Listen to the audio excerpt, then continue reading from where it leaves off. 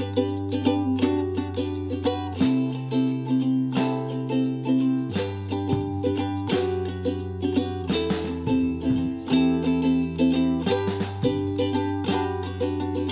man, howdy there, partner. How you doing? Howdy there. What's up, mamas?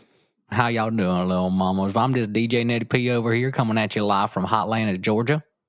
Ooh, and I'm Randy Butternubs, your other co-host for the Adventure Time podcast. Just kidding. My name is Russell Tyndall.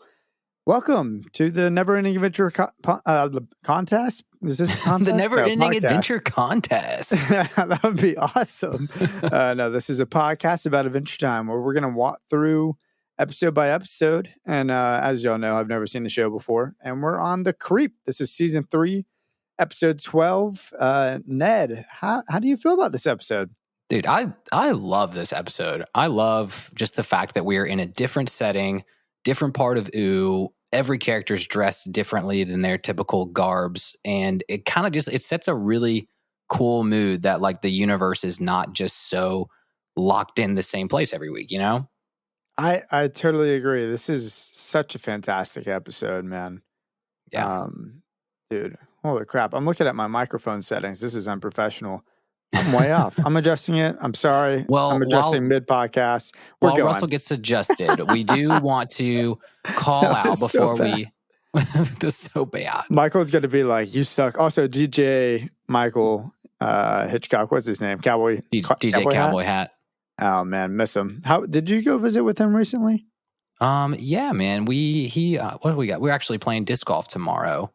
But we've seen him a few times. Him and his wife, his lovely wife, have come over for dinner quite a few times. Yeah. So he just released an EP, man. No, go check out Michael Hitchcock Band. He just put out his EP that he's been working on forever. So all of our sweet mixes of the podcast sound even sweeter when he's behind the microphone jamming out. I totally agree. Well, anyways, we're talking about Creeps this episode. I dig it. I really enjoyed this episode. This is going to be one of my favorites of the season, probably. Yeah, it's going to be in tops. I was looking ahead this week on what we have left to come in season 3. And like, it's so much good stuff. Like season 3 might, as I'm kind of going through it, might include so many of my favorite Adventure Time episodes like ever. It might get like total season of all seasons tops. Oh my gosh, that is exciting. Yeah. I hear this season and next season are both pretty phenomenal. They are. They really hit a stride with, it's not too much like if you don't know what's happening, you missed out. They're not throwing too much canon in your face, but we're beyond the point of like overly developing characters that you can pretty much jump into like this episode and you have Cinnamon Bun and LSP and BMO, and there's no more like weird character introductions. Everybody kind of has a personality trait at this point, you know? I like that. I do think it's very interesting how every episode has a very unique random cast of the main characters. Like BMO is a good addition here. And then you have LSP is a good addition. Princess Bubblegum's a good addition. Cinnamon Bun, I can kind of do with or without, but that's my own personal opinion. Well, they needed someone to die early in the Jake prank here, you know? Yeah, and who better than Cinnamon Bun, I suppose. Better than Cinnamon Bun. Easily expendable. He is expendable. Ned, I did some research and found the alternate title for this episode. I'm not sure if you're aware of this. I didn't even know that one. Pretty cool. It's the alternate title is Clue-inspired spooky black tie masquerade murder mystery reversal prank party with a reversal real ghost twist. Ooh. It's a good one. I mean, you know, season 3, episode 12. I think you can tell why they didn't go with that. They went with the Creeps. Yeah, they have to fit everything onto a title card in the show, don't they? Yeah. I've decided I'm going to just start not blackmailing, just renaming every episode. Renaming. No, I'm going to this is so bad. Truth naming it. No, you know, when you I don't know. It's not worth it. It'll come to me. When you're basically convincing someone of something that's not true to the listeners. Gaslighting it. Gaslighting. I'm going to gaslight our listeners. Wow, that is so bad. Russell's going to convince you that every episode had a 40-word title in it. Yeah. You know, it was just so interesting. The Lich came back so early, and he was the main bad guy on this episode. Anyways.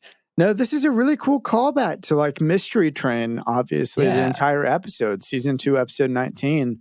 when Jake is having a birthday prank celebration for Finn. Yeah. Did you notice it even before Jake referenced it? As soon as Cinnamon Bun hits the door handles and the little skeleton falls on the floor, were you like, dude, this is just Mystery Train all over again? Oh, yeah. Murder mystery. Finn basically reused the same skeleton. I think that might be the same skeleton that was used for the first guy who dies. Oh, I'm like Mystery positive Train. it is. It's like the exact same shape. There's no way that would be Cinnamon Bun's actual skeletal structure. No, either, not at all. Also, why does he even have bones? He's a Cinnamon Bun. He's half baked. We already know he's not. He doesn't have bones. No, but this came out. So this episode originally aired October 17th, 2011. And I believe it was a part of a block, a Halloween block type thing that they were doing at the time. It was. And you can just feel it. This episode just screams Halloween episode to me. It screams classic Cartoon Network vibes. They're just ripping off a Clue, and they're using, tropes that everyone's used before. Yeah, but I mean, the way they ripped off so much. We'll go through it like in a while. This actually has so many different themes and callbacks to all different references, which was really fun. But more than anything, man, I was just like, this episode and it being released in kind of the Halloween block of cartoon shows during the season, it makes me miss those days when really Halloween would get so hyped up for kids.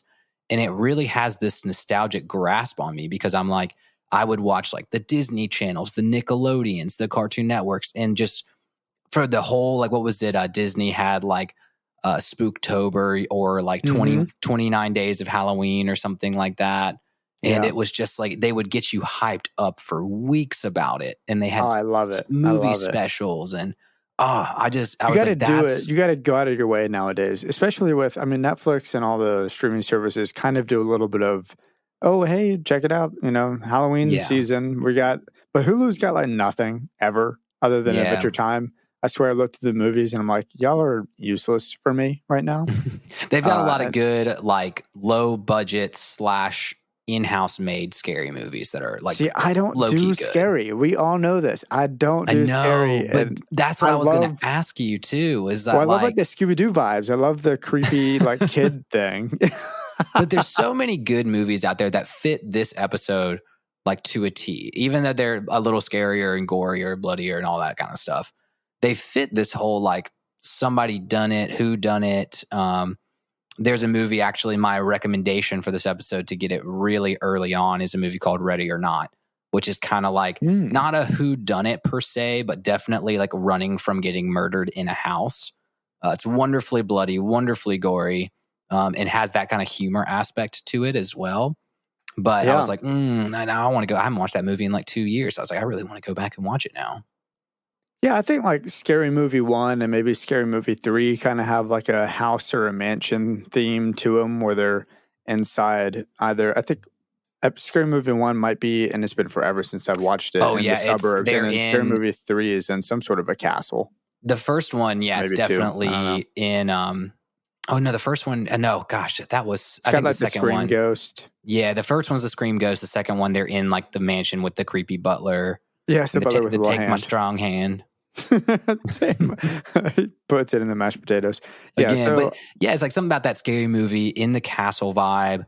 And a big callback in this episode goes to Agatha Christie, who wrote the book, either 12 Little Indians is what it was originally titled, and now it's titled And Then There Were None, which is where this whole theme comes from. The whole everybody's getting picked off one by one, and there's somebody who's like the obvious murderer, and then they die, like they're like the next person that dies. And so she really created this genre trope, and that's one of my favorite books of all time. It just feels like such a classic trope, the anonymous invitation, the missing host. Those are Clue things in my mind, just because that's such a classic movie for me. And me and Allie watched it last year. I'm definitely going to rewatch it again this year. Knives Out, once Halloween comes around, because I will not do scary things outside of Halloween, except for Stranger Things sometimes. Knives Out, but we talked about Knives Out when we were talking about the Murder Train episode, so we don't need to go, or Mystery Train episode, so we don't need to go too deep into Knives Out again, which is fantastic. You should watch it if you haven't. Yes, it is. That's a great one. I've only actually seen it once, but it had the good twists and turns and mystery vibes that this episode brings, where it's kind of like, Yeah, this that's why I episode was gonna. needed to. It had to Well, I do was that gonna at the ask end. you, It had did to you? go kind of off the rails a little bit because otherwise you're just like, all right, well, saw that coming a mile away. Yeah. Well, did you see even Jake's twist of it all? Like, could you see that coming in this episode? I do feel a little bit like the writers cheated in a way. You know, they definitely Okay. had a little bit of like is it a red herring or whatever, where they send Jake down there with BMO, and of course BMO Mm-hmm. dies. But Jake and BMO are in on it. They both know of Jake's reversal of the prank and the fact that they have this moment, this really sweet, incredible, sincere, and deep out of nowhere moment I know. with what has got to be so obviously my lovely of this episode. Give me some sugar, baby. BMO, of course, aka Professor Pants. Professor Pants. Yeah, dude. It's so good. I think it was. It's also the tops. That was your top. Okay, goes into my deeper thoughts. I mean, a little bit deeper thoughts, but BMO was definitely my runner-up lovely for sure. Yeah, but I just feel like it's so obvious for me because so it's, like I said, it's my tops and he's my lovely. He states, Finn isn't pulling a prank on you when bad things happen. I know you want to believe that they are a joke, but sometimes life is scary and dark, and that is why we must find the light. Aha, I found it. And that's not nearly what he sounds like, but it is so good. It's such a sweet moment, such a sincere moment, but it definitely throws the viewer off. I feel like it's an unnecessary, like it's a great scene and it adds so much to the episode just because it makes us go, oh my gosh, what is actually going on? I think I am lost. I think I am confused, but it doesn't really make sense in my mind. Yeah, I mean, it is a red herring because I thought the same thing. I was like, if BMO and Jake were in on the prank, you think they would have had this little moment going down the stairs of going like, ha ha ha, we're going to get Finn so good. And when BMO gets nabbed up pretty much by Lady Rainicorn at that point, Jake wouldn't have actually been scared. He would have known it was Lady, So that, I think that was a little bit too true. Okay, sweet. Either that or Jake had told like BMO, don't break character because there's a good chance like Finn's going to follow us and like spy on us or something like that. Yeah. Well, BMO even had my lovely from the moment the moment he was named Professor Pants. Is probably when I was like, okay, he's going to be my lovely no matter what he does this episode. But then the ghost detecting equipment was adorable. He's taking photos of everybody. And then I'm just like shits out all the Polaroids. Yeah. And LSP's like, I blinked my balls. I blinked my balls. My balls. And he goes, and everybody's confused. They're like, oh, Jake didn't blink. What's up with Jake? Maybe he's possessed by the ghosts. It's a great moment. And isn't it vampires that don't show up in photos or something? Yeah. Yeah. So I feel like that's of course, it wasn't ghost detecting equipment. Anyways, he admitted to it. He's like, "No, I just love photos. I like taking those photos." So yeah, he's my lovely. Yeah, BMO definitely had the runner up for me though. From that line, from that scene and that line again, it was just kind of like when sometimes bad things happen, you believe that they're a joke to like suppress your feelings. So it's kind of like what Finn does at the end. When bad things happen, you believe that they are a joke, which is why Finn in the end is just like, lock it in the vault and it's gone. And just totally forgets it. It kind of treats the, actually being scared and actually something that reals that happen and like suppresses it, Well, I think we need to talk about that moment, Ned. That moment was crazy. Mm-hmm. Just the whole extra ghost in the house, the freaky green hair, it's consuming the room. There's crows flying out of the paintings. The floor separates. It's so much more intense than what Jake has been doing. That blue ghost that's flying around. We've seen ghosts. We know ghosts are threatening. Ghosts were in Heat Signature. We saw them, how powerful they could be. And what do they do? They suck out people's organs through their brains or through their heads or something like that. And then you had the Soul Eater ghost from Blood Under the Skin, season 2, episode 4.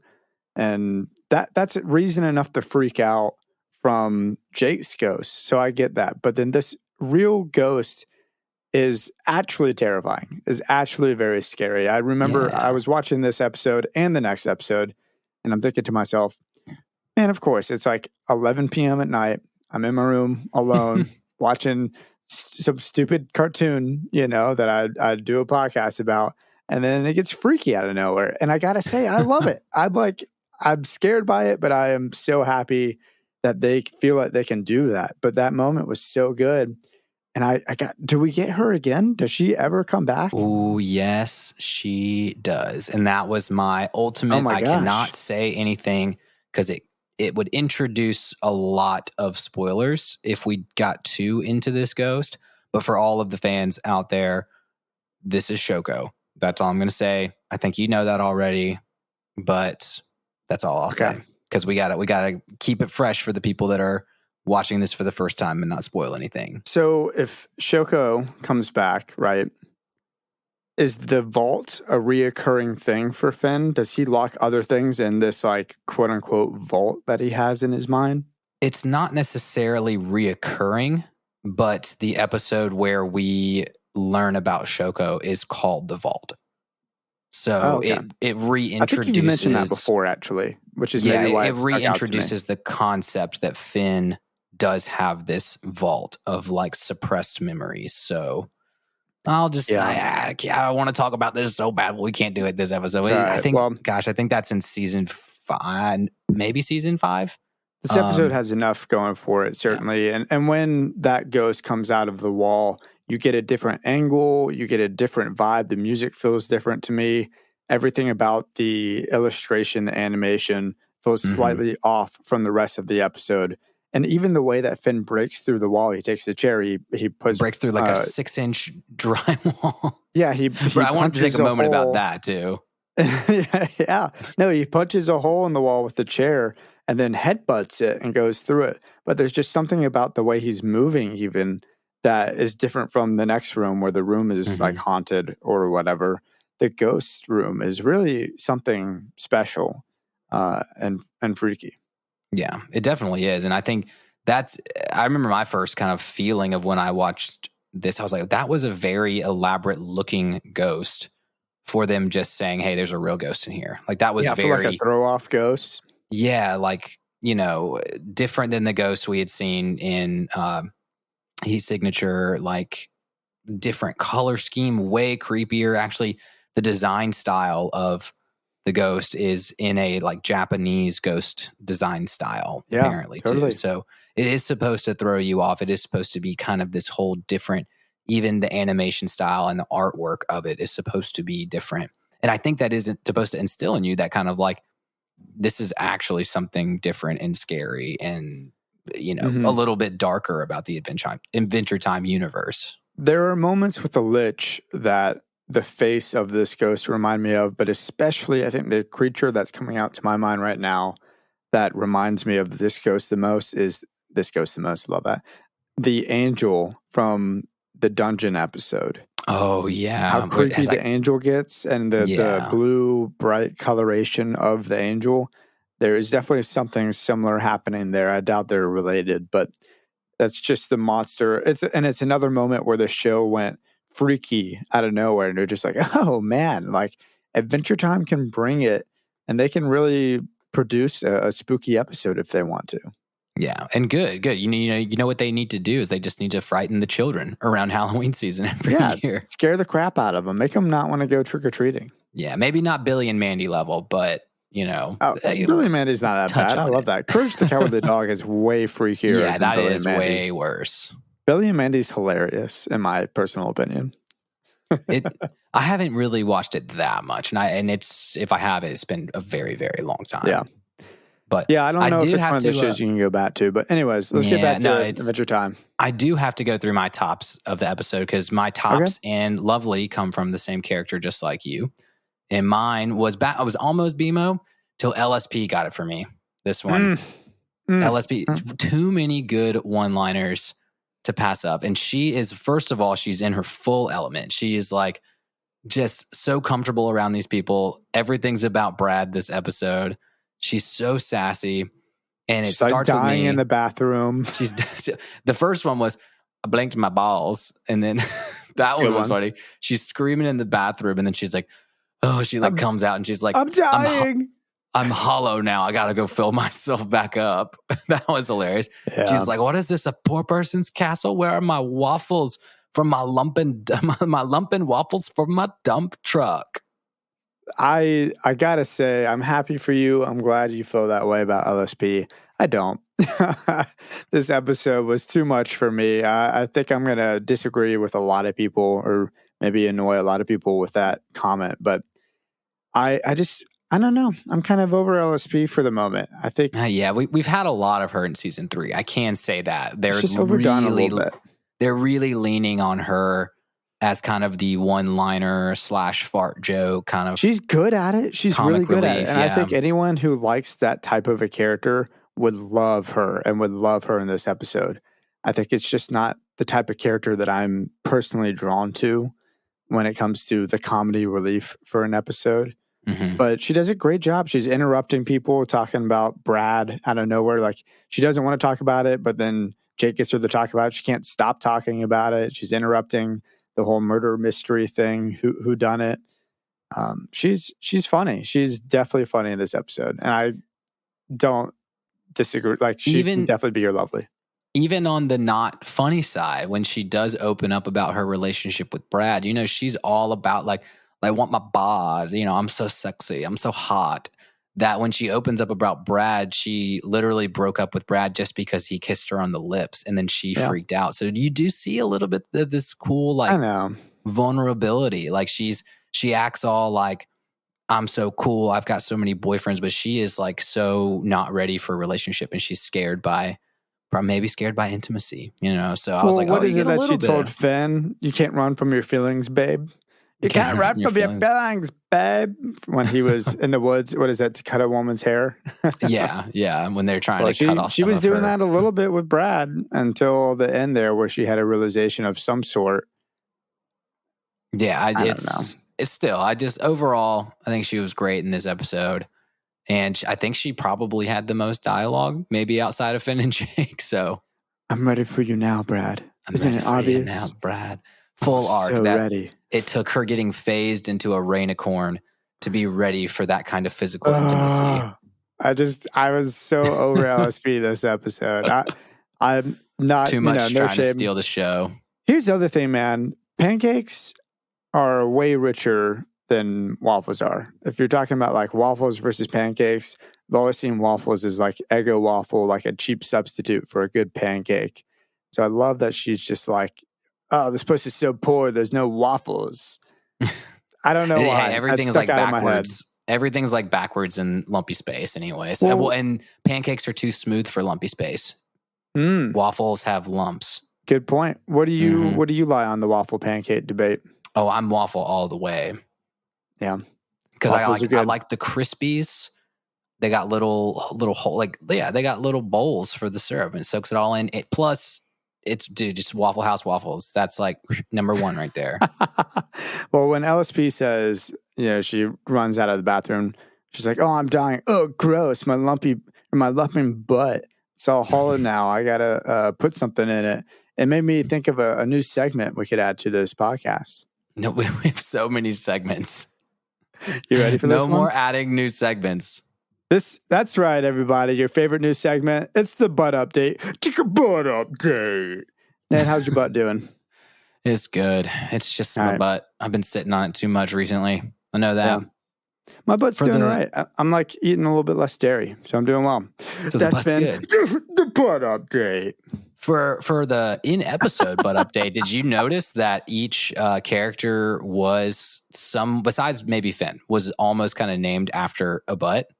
Yeah. I love the names, man. Do you have a favorite name? Princess Quiet Butt, or Lady Quiet Butt, Duchess Gummy Bums, Professor Pants, Guy Farting, and Randy Butternubs, which I would imagine Butternubs could be a butt Prince reference. Hot Bod. Yeah. Prince Hot Bod. Finn was the only one that didn't get a butt one. Which also kind of is a little bit of like a foreshadowing of maybe something's off. Why does Finn have Prince Hot Bod and Jake gets Randy Butternubs? Yeah. Which is a wonderful nickname, but obviously he hated that one. I think Randy Butternubs. Obviously, I like. Is that yours? You like? Randy Butternubs is mine. Yeah, best yeah. one, I mean, easily. Professor Pants has got to be my favorite. I love the cinnamon bun is Guy farting, and it gives Guy Fieri. Guy Fieri. Guy Fieri. I've never seen his shows or whatever he does. Diners, drive-ins, and cinnamon buns. It gives me those vibes, definitely for sure. Guy farting. And Lady Quiet Bottom is an interesting comment by Finn. I don't know what he's trying to say there. Yeah, and I would imagine, I guess Finn came up with the names because he was technically like in control. So he definitely came up with all of those. Yeah, he just messed with Jake and called him Randy Butternubs. That was actually, before we go into our break, because it's been a hot stint right here. I would say my Jake mistake of the episode Making big pancakes was being upset with the name Randy Butternubs, because I would have owned it. Yeah. I mean, I introduced myself this podcast as Randy Butternubs because I totally agree. I think it's a wonderful name. It was my second favorite name. Professor Pants is just too Professor good. Pants. Did you have a Jake mistake though? Because I tried hard. I kind of dug through this one. Jake pretty much nails it. Besides the red herring too, of like the BMO down the stairs scene. Was there a Jake mistake for you per se? I don't have a Jake mistake necessarily. I did think it was really interesting how he kind of tells Finn to just throw his fear, his freaky, you were just afraid, like you're just seeing or you're imagining things. Kind of gaslights him a little bit. Ghost. Yeah, he kind of gaslights him a little bit in a sense, unintentionally. And he sweeps it under the rug. He's like, you're being silly.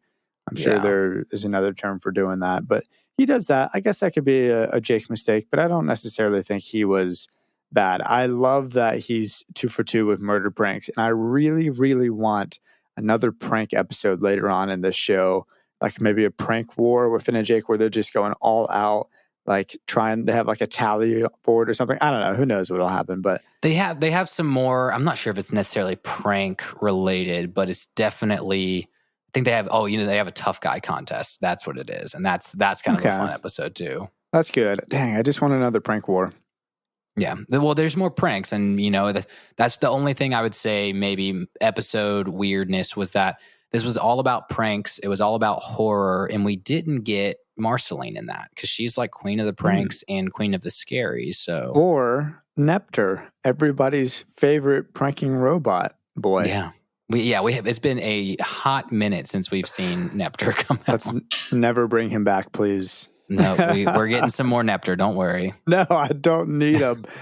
And Cinnamon Bun and LSP can just take a moment on the sidelines, and we'll bring him back eventually. But hopefully, next episode we don't get too much LSP, right? Right? No, surely we don't. Surely we get some good LSP. Let's go to the commercial. We'll sit on the sidelines for a minute here. Yo, what's up, man? How do you like your lumpin' waffles? You can start with the syrup poured on top. Maybe not. Apple chunks and candy, honey, if you got it. Bring on the chocolate spread. Something green, something blue, something orange, something red. Ham, egg, tomato sandwich. Cut it. Cream cheese, pomegranate. Make it look like Jenny X's and O's and a tic-tac-toe.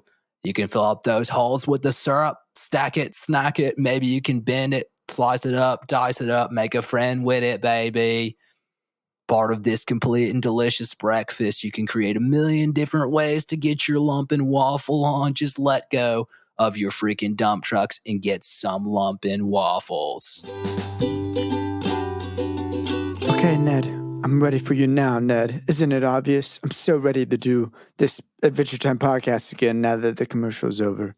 I've been waiting for you to say that for months, baby. I'm so bad at doing voices. This isn't LSP. This isn't even whispering. I don't know what I'm doing right now. We're gonna go to like LSP voice acting classes is probably what we need to end up doing. Maybe so. Well, welcome back, everybody. I feel refreshed, and I hope you do as well. We've been talking about Adventure Time and tangenting plenty this episode, so we wanted to go straight back into this episode, and by that I mean do a Traveler's Log segment. So we're going to take another moment and just appreciate the listeners and love and listen to what you'll have to say about some of the episodes we've been talking about, and then we'll finish off this episode in just a short moment. Yeah, we will finish it. But the Traveler's Log this week, it's so good, man. It's the reason why we do this podcast. And it comes from Carolyn, who says she's AKA DJ Flame Princess, which I love. So thank you, Carolyn, for the sweet nickname, following along, obviously, with our themes of the show. But she had just such a sweet note, and I love this. And it says so much about Adventure Time. She said, I've been listening to NEA chronologically for a few months now. She's finally caught up with all the episodes. I don't usually listen to podcasts, but y'all have been my go-to choice during long work commutes. Grew up watching Adventure Time with my brothers, rewatched the entire show last year. And after finding the podcast, decided to rewatch the entire show again with her partner, who is watching it for the first time, like Russell. So first of all, that's exactly our goal from why we started this podcast, was to take fans, bring it in, make the fandom stay alive, and watch through it again with people for the first time. It's so much fun to do that and see what they think about the show. She also says the show means so much to me after losing two close friends who passed away recently, and she'd been struggling with grief and overall mental health. And Adventure Time's outlook on death, life, relationships, and pretty much everything has helped her immensely. It's hard to explain to people sometimes, but man, you guys just get it. In short, thanks for reviving my love for the show and being there for me after a long day at work. Hope you guys know that your little convos have impact that continue this adventure with us. So again, that's why we tangent. I'm glad that all of the listeners appreciate it. And she did have a couple of notes. I mean, that just got you, man. Awesome. It just got you. Yeah, it's so. I just feel like even BMO's quote this episode just like is so perfect in in context of what she just said. That second moment is like Adventure Time is so special. Adventure Time does have these moments that just bring you out of I'm watching a kid's cartoon and into the space of like, oh my gosh, I might have just taken something really great that might stick with me for the rest of my life from this, where when bad things happen, I know you want to believe that it's a joke, but sometimes life is scary and dark, and that's why we have to find the light, Yeah. And you think about even so watching cartoon programs, that's, a form of escapism, a form of, my life's like serious and hard, and, a cartoon will help me escape, find some jokes, find some laughs, and that Adventure Time will bring it back in and bring it back to reality, that even amongst the jokes, characters are real and character development is real. And we don't want to ignore the fact that there's those dark times, but that's so much a part of our character development outside of just like funny butt jokes and adventuring with your buddies, Yeah. Well, finish off. What else did she say? You said just a little bit she more. Had some notes actually on, I think at this point it'd be 2 episodes ago, season 3, episode 10 was such a good episode and tops of the season. This was the what was missing episode. She said Marceline's song is her favorite of the entire show. And when she watched it for the first time, she had no idea about Marcy and PB's relationship. But watching it now, she couldn't believe that she didn't catch up on that relationship. It's incredibly foreshadowing, especially when Marceline can't finish her song because she just wants to. It's so good. Can't wait to hear you guys dive deep into this one. I'll definitely be sending more deep thoughts and theories as the show progresses. So Carolyn, DJ Flame Princess, thank you so much. Yeah, thank you. That was very special. And I think I sent you a little email as well, just kind of a personal thing. But yeah, this is great. So glad we got to share that on the podcast. And I hope, there are other people out there that feel similarly, whether not necessarily about this podcast, but about the show. And maybe you found us and you're traveling with us. And, man, it makes it worth doing something like this for sure. Taking the time out of our week and our Sunday evenings. And what's today? Monday? Today's Monday, I think. Today's Monday? I don't know, man. It's all going together right now. I even needed BMO's advice. Freaking, work's been crazy and you've been feeling it too. And guess who's freaking coming up to see me this weekend? Your boy. Just for me. Ned's coming up to Nashville just for me. Just for you, boy. No, not really. There's a concert. To see the Red Hot Chili Peppers and the Strokes. And the Strokes. I mean, come on. It's like the best show ever. I'm so excited for this. Insane. So yes, we get to have a little never-ending adventure reunited, drunken adventure in Nashville. We'll try and do a little bit of content. And by that, I mean, we'll probably take one photo. That's probably what's going to happen. Oh man, get back into this episode, man, because we got to finish it up. I know. Yeah, please. Dude, so many factoids from this episode that honestly open up just like great conversation. It's not just like boring factoids this week. Lay it on me. The first one, and it kind of factoid, kind of more of something I saw deep in the show, that in the main dining hall in there, you saw that, it was a portrait on the wall of like the hunting of the fox. In Spanish, it says La Caza del Zorro, which is the hunt of the fox, which I thought was so cool that is the main photo in the dining room, because Finn is wearing a fox mask the whole episode. Mm-hmm. And they're all kind of pretty much pranking Finn. So the whole episode is kind of like the hunt of the fox a little bit, I love that. So I thought that was a great factoid. Not to mention, this is the first time we've seen Finn wear long pants outside of his pajamas. So great episode. Another great factoid. Finn yeets the F out of PB off the second floor, and then she rolls off screen. I always wondered about that, because he just yeets her off and then yeets himself off. And I was like, it's just, I don't know. After, Finn expressed all his emotions in she what didn't was react missing. in any way. She was just okay with it. Yeah. Maybe he's realized that now he's more of her knight or her little brother than her lover. And what would you do to your sisters? You just eat them off the banister. Maybe so. I mean, as a kid, I always wanted to jump off the banister onto the couch because I had one right underneath it, and I never did because I was too afraid. I might have did it one time. I think I did it once. I do think I conquered that fear one time. And that was the year Russell broke his collarbone. I've broken plenty of bones. The one time I broke my wrist was for a much dumber reason. I thought I was making a bunk bed, and I was not. And I fell. That sounds like a scene straight out of Step Brothers. Oh, it was real stupid. Do you have another factoid for us?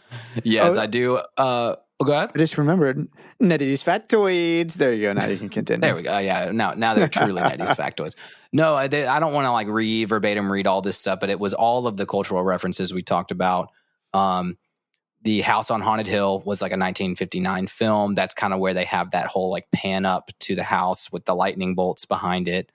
Super classic like film thing that's used in TV shows and movies. And then there were none Agatha Christie, The Mystery of the Yellow Room, The Shining with kind of the ghost in the big empty castle, and Bimo wearing the bear mask is like a reference back to The Shining. And pretty much also that, not a movie per se, but the ride, the Haunted Mansion at Disney World. The introduction to that ride, there's like a screen. It's just like, I'm your host, your ghost host, which is a callback when Finn reads the invitation. It says, I am your host. I am a ghost. So another like kind of, I mean, just like they use this episode to just cram in all these Halloween scary movie like themes. And I thought that was like really cool that they took a lot of influence from that. Ned, I got a question for you. I mean, maybe this could be a factoid, or this could just be us kind of like reminiscing or thinking about this episode. Whose castle was this? So it's not really mentioned directly in the show whose castle this is or why it's there. However, we do see in some future episodes, the vault being one of them. Another one down the road, I can't remember the name of the episode. I think it's called Just Finn the Human Boy is the name of the episode. There's two kind of, we've already talked about like multiverse stuff. Two episodes that kind of play along that, in the castle as kind of a background setting for each of those. So to answer your question, I don't think it's really answered. However, this does kind of make some really cool canon callback scenes for later on in the show. Okay. I'm excited about that. I also feel a little bit personally, depending on when LSP, as you know, and maybe you don't know this, Ned, she broke up with Brad. But depending just in case on I didn't know. When she broke up with Brad, I feel like my thoughts about her being on a date with the Phil guy from Wizard Battle might be like actually plausible now. Wait, why do you say that? Well, because maybe she broke up with Brad before that, so maybe she was on a date with Phil. Neither confirmed by anyone I know of. Phil looked creepy enough to be picking up hobo women in the woods too, you know. LSP's down for it, except for the fact that she's, putting off Cinnamon Bun is interesting. But I don't like that pairing. Who was it? I feel like we paired LSP with someone that we really liked, but I don't recall who it was. I don't remember who it was. It was somebody. Oh, it was I almost had it for a second. Oh, was it Ice King? No, I can't I remember. hope it wasn't now. Ice King. No. I can't remember. Maybe someone Tiffany? call us out on or let us know on social media who it was if you recall on the podcast. Please do. Yeah. But yeah, man. I mean, overall, like, I don't know, man. This episode, I just love the callbacks because I'm like a big horror movie guy. And I was going to ask you, just like you said, you weren't all about horror movies, but what's your favorite horror movie? What's your favorite like mystery mansion murder book movie show episode? Not Scooby-Doo that we already reviewed. We might have done an episode on it, Scooby-Doo. I was gonna say, okay, that makes a lot of sense that Scooby-Doo was your favorite one for sure. I don't know. I watched A Quiet Place recently and actually really enjoyed Quiet Place, despite it being very creepy. But but it's not too like a favorite. I don't watch these movies. I don't know actual scary movies. I know a bunch of cartoons that have Halloween episodes. I know that 70s Show has 2 or 3 fantastic Halloween themed episodes, but those aren't scary. That's not a scary movie. I don't know. That's true. I would say, I mean, I've got my favorite scary Sleepy movies. Hollow? The Johnny Depp one? Yeah, sure.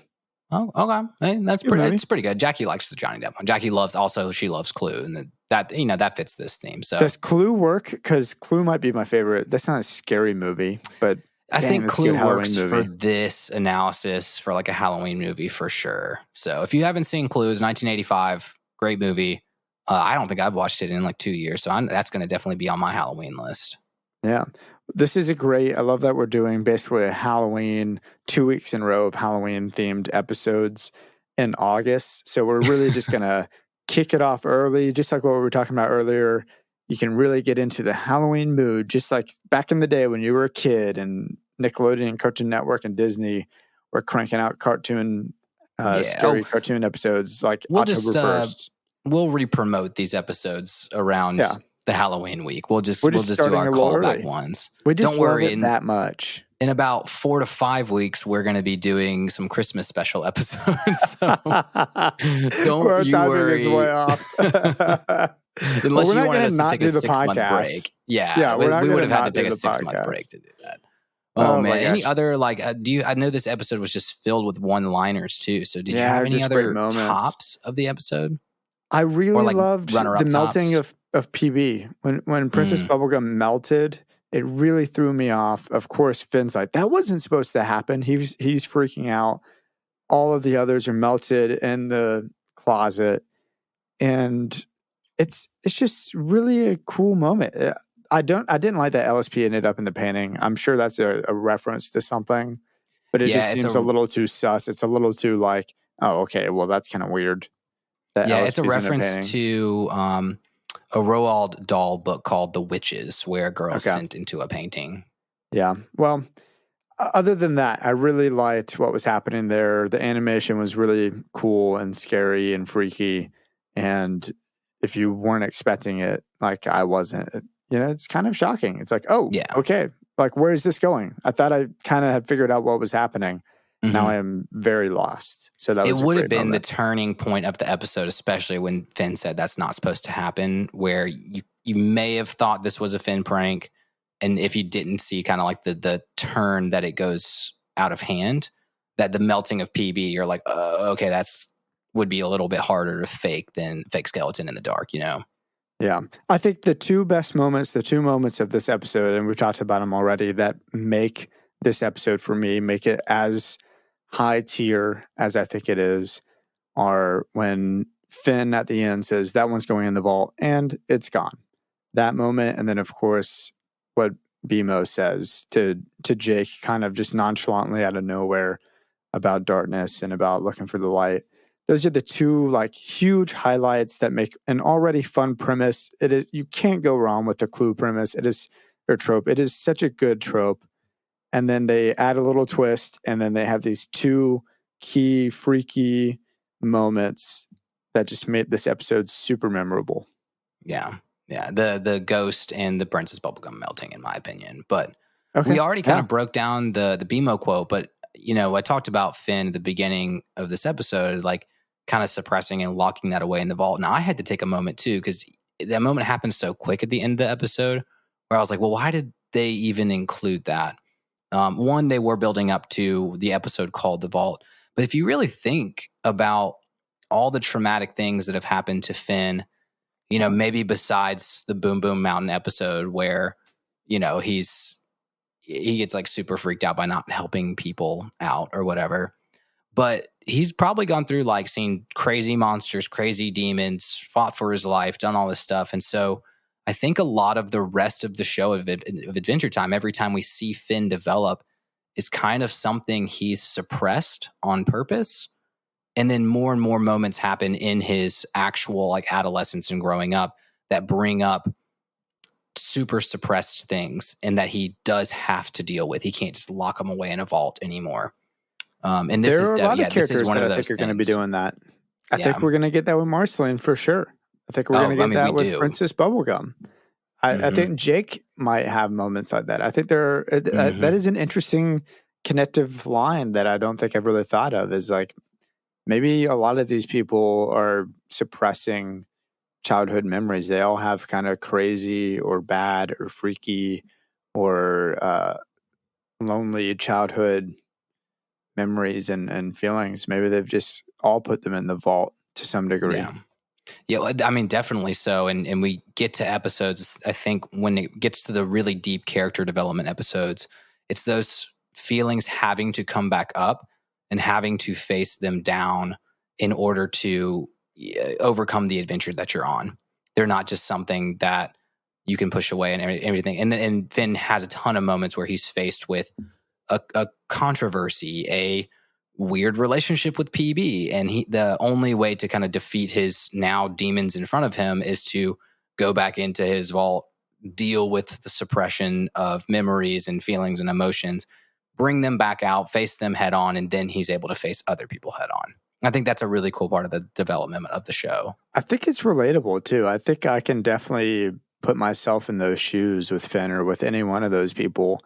And think things will just pop up. I don't know if this happens with you, but I'll just like randomly have a memory that'll come back and I'll be like, oh yeah, wow, that might have shaped. I mean, I kind of say it jokingly with Ali or on this podcast, like, oh, one of my core memories is like this moment from my childhood that like may not be positive, but those things pop up, and certainly eventually, like as you become an adult, you can kind of see a different reality to those moments or a different perspective from maybe your parents or from someone else who was there.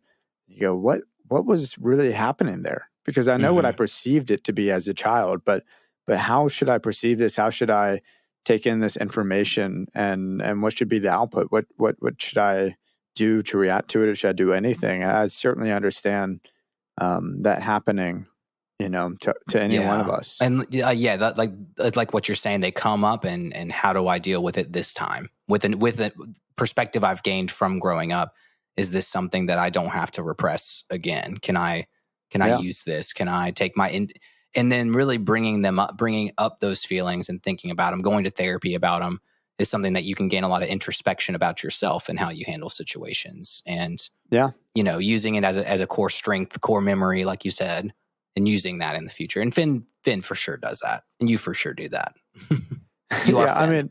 I mean, I'm Finn. That's what we're realizing with this. I'm definitely, no, I'm not Finn. No, man. But I think we all have similarities to all these characters. We can all relate to all of them in some way. I definitely find myself relating Finn with the way that he reacts to Princess Bubblegum, and with Marceline, and with Jake. Like, I've shared so many feelings with right now as the new person to this show, with how he feels about these characters or what we've seen him feel about these characters. It is kind of exciting to feel like I'm very aligned with the main character. Who knows, Yeah. No, you are. And it's just more fun watching it continue to happen, and each season kind of something new rolls out. Like we're seeing So a lot of like Princess Bubblegum, first crush stuff happened this season. Next season, we see like first relationship stuff happen. Then it's like first breakup the season after that. Like it's all kind of craziness. But even thinking to like what was missing when we talked about that episode, how Marceline, the way that she deals with trauma is that she has to write a song about it in order to release her emotions and talk about how she feels or whatever. And she does that with PB and she does that with her father. Like, I feel like I often do that with like close friends, say like we're going and we're getting a drink, and I have never gone to therapy personally, but I definitely am an advocate for it. But I feel like with my close friends, where they're, I think you got to read the room and know like whether it's comfortable and they're in a good mindset for it. Like we're just like throwing it out there, we're venting, we're talking about things. I know me and you have talked about plenty of stuff from. Like I was very sick when I was a child, and I've talked about that with you occasionally, and I've talked about that with Allie occasionally and stuff. But it's certainly not things that I'm talking about all the time. Things that are in that vault, But yeah, maybe therapy is the way to do it. I think I've figured out a way to handle it for myself, but some people might need that extra thing, and maybe one day I will. Maybe one day I'll admit I'm lying to myself, but who knows? No, it's crazy. I mean, that's kind of like, like you said, having the support groups around you, and basically when you unbox your own vault, to have a support system, have people help you when you are struggling with facing down what you've suppressed, what you've locked away in the vault. And a lot of people may not have that. And that's why I think therapy's a great thing, is because people need to be able to open up and think introspectively about suppressed feelings, vault locked away emotions, and have good advice and a safe space to analyze that introspectively and not kind of go into any sort of extra spiral of like depression or worry or doubt or anxiety or anything like that. Yeah. Well, let's wrap this up. I think we've hit our deep moment for this episode at least once, maybe twice, maybe three times. Well, sorry, I always tend to do that right at the end, right before I go. No, hey, it's okay. Russell, I did too. Where can our travelers follow us? Yeah, man, y'all can check us out on Instagram at Never Ending Adventure Podcast, TikTok at Never Ending Adventure Cast, Twitter at NEA_podcast. Email us if you want to be on the Travelers Log segment. We've got plenty of room for it. NEA_travelerslog@gmail.com. That's travelers with one L. We had someone write to us from England, which is awesome. And they're like, oh, we write it with two L's. I, for whatever reason, wrote it with one L and the email address. Check us out on YouTube. If you review us on Apple Podcasts or even just Spotify or whatever, if you repost about the show, do something to help us grow the show. Bring a friend. Let us know about it. We'll shoot you a sticker. It's awesome. It's the logo of the podcast. It's an awesome sticker, high quality, and they're free. You just help us, free. And we'll help you. Cool. Yes, we are slightly behind on our sticker sending, but I am trying to get a time in the next 2 days to ship them all out. They're coming, guys. Don't worry. Someone on the Main Adventure Time Discord hit me up and was like, "Hey, where's my sticker at?" I was like, "That's what I texted you." Oh, it's in between work and then being like, I have an hour of envelopes to write and stickers to send. I'm like, oh, and then it slips away, man. So I apologize for those who have been waiting. They are coming. Yeah, definitely. Now, do you have a lesson before we wrap up? And we'll wrap up real fast. Don't try to outprank the prank bosses. Ooh, good lesson. Can't do it, man. You got to learn your place. I think Finn learns his place a little bit. When it comes to pranking, you can't trust anyone.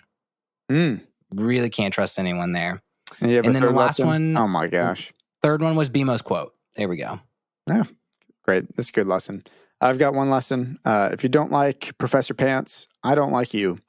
All right, you guys. This has been Never Ending Adventure Podcast, Talking Adventure Time. We'll see y'all next Tuesday. So excited for it. Party forever. Love you guys.